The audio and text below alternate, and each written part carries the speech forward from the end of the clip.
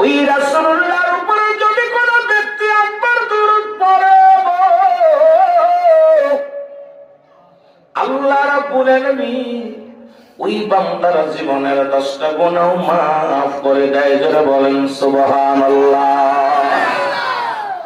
ওই রাসূলুল্লাহর উপরে যদি কোনো ব্যক্তি একবার দুরূদ পড়ে গো, রব্বুল আলামিন খুশি হইয়া ইয়াউমাল কিয়ামতের ময়দানে 10টা পুরস্কার দান করে। যারা বলেন সুবহানাল্লাহ।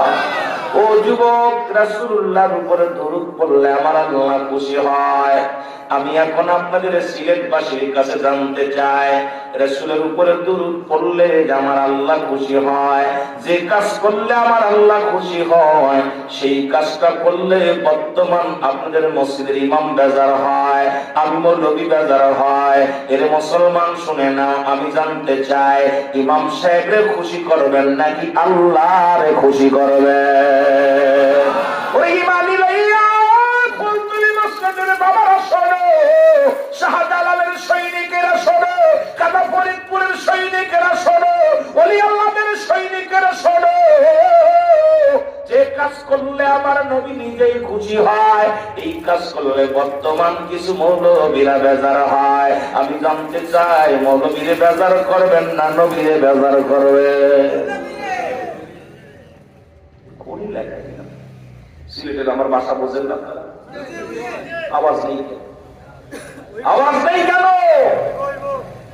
যে কাজ করলে নবী নিজে খুশি হয়, সেই কাজ করলে বর্তমান জামানার কিছু মানুষ বেজার হয়। আমি জানতে চাই ওই মানুষদের খুশি করবেন না নবীরে খুশি করবেন? যে কাজ করলে ফেরেশতারা খুশি হয়, সেই কাজ করলে কিছু মৌলবী বেজার হয়। আমার কথা মৌলবী ভাল লাগে না, চাকরি ছেড়ে চলে যায়। এই সিলেটের জমিনে নবীর দুশ্মনের কোন জায়গা নাই, দুশ্মনের রাসূলের কোন জায়গা নাই। এই সিলেটের জমিনে এই জমিনের মধ্যে দুশ্মনে আউলিয়াদের কোন জায়গা নাই। এই সিলেটের জমিন হলো শাহজালালের জমিন, সিলেটের জমিন শাহপুরানের জমিন, এই সিলেটের জমিন ফুলতলি নসরাতের জমিন, সিলেটের জমিন মুসলমান বাদরপুরের জমিন। এই সিলেটের জমিনে অসংখ্য আল্লাহর ওলিরা শুয়ে আছে গো। এই জমিনে দুশ্মনের রাসূলের কোন জায়গা নাই। ধরে বলেন ঠিক কিনা?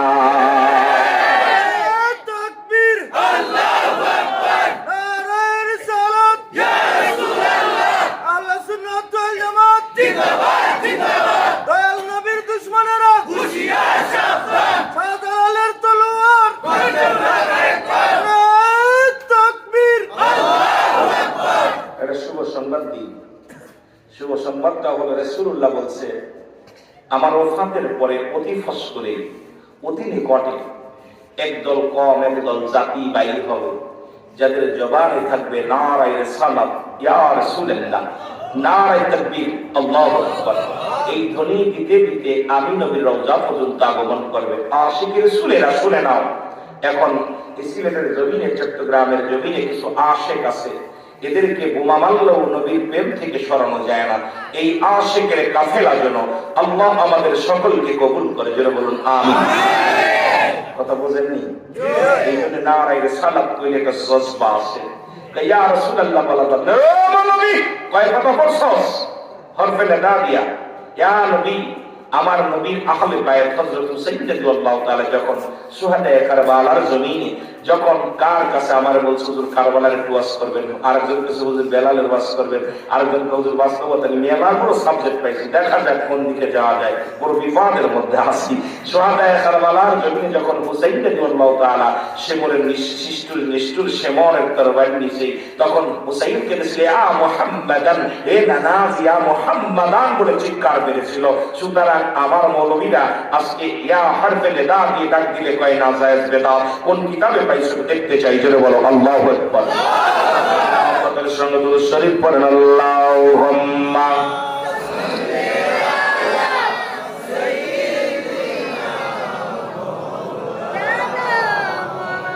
ওয়ালা ইয়ানি।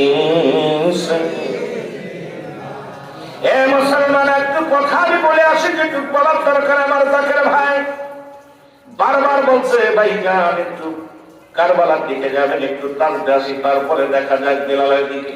তারা রুহুল আমিন সিদ্দিকী বাস্তববাদী নিয়ে আলোচনা করে, মানুষের চেহারা দিকে আলোচনা করে, যুগ উপযোগী বর্তমান প্রেক্ষাপট নিয়ে কোরআন হাদিস থেকে আলোচনা করে।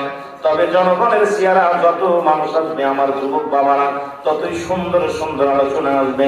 যতক্ষণ পর্যন্ত গোলামের এই মঞ্চের মধ্যে বসায় রাখবে রব্বি কারীম আল্লাহ, সুন্দর আলোচনা করার তৌফিক দান করো। জোরে জোরে বলেন আমিন।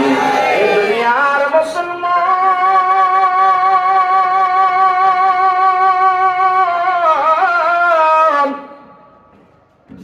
দুই একটা কথা বলি, সংক্ষিপ্ত বুঝা আসিব। একটা হলো হুসাইন ইসলাম, একটা হলো ইয়াজিদ ইসলাম।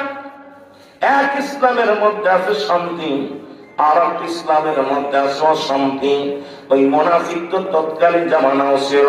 আল্লাহ কমিনান নাস, মানুষের মধ্যে মায়া করো, তারা বলবে আমান্নাত ঈমান আনছে, বিল্লাহি আল্লাহর প্রতি অবিলম্ব কিরাতের প্রতি বিশ্বাস স্থাপন করছে। অমাহুম বিমুমিনিন,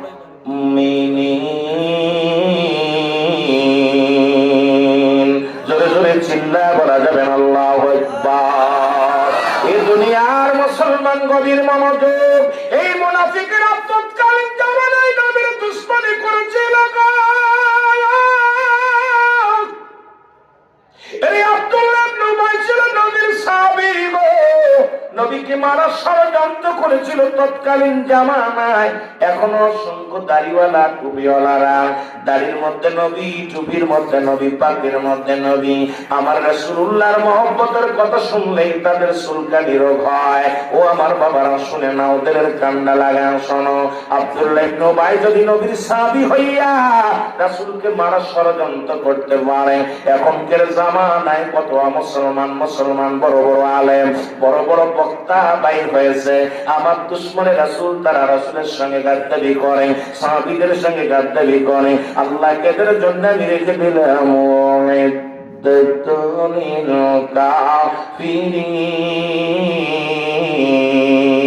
ওই কাফের বেঈমান মুনাফিকদের জন্য প্রস্তুতি রাখলাম আমি 7টা জাহান্নাম। কিরা কিরা যাবেন একটু হাত তুলে দেখা। সিলেটের মানুষ বালা বালা মানুষকে আমরা বলতে পারতাম না। 360 জন আউলিয়ার দেশের মানুষ। এই মানুষগুলো বোকারে দুনিয়ায় জানেন। আমরা কিন্তু আপনাদের জমিনকে সম্মান করি, কারণ আমরা জানি সিলেটের জমিন পুত পবিত্র জমিন। সুবহানাল্লাহ বলেন। পবিত্র ভূমির নাম হলো সিলেটের ভূমি। জোরে বলেন ঠিক কিনা? মুনাফিকরা জানে না ইতিহাস। যদি সময় পায় যাব। যেহেতু কোরআন থেকে আমি একটা আয়াত বলেছি, সূরা আমার ভাইয়ের ইউনূসের মধ্যে 11 নম্বর পড়া 62 নম্বর আয়াত।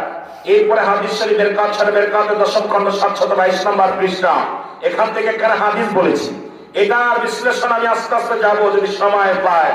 তবে আলোচনা যেহেতু আমার কর্তৃপক্ষ যারা দাওয়াত দিচ্ছে তাদের মনে হলো একটা আলোচনা, এখন জয়টা যদি না বলি তো হুজুর নিয়ে আইলাম একটা বলার জন্য, হুজুরি কইল আর একটা বিপদ। জোরে বলেন ঠিক কিনা?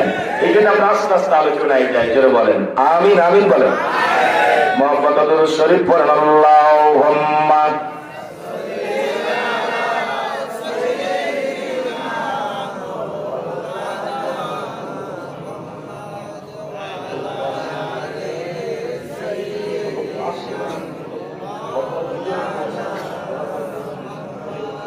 وعلى آل سيدنا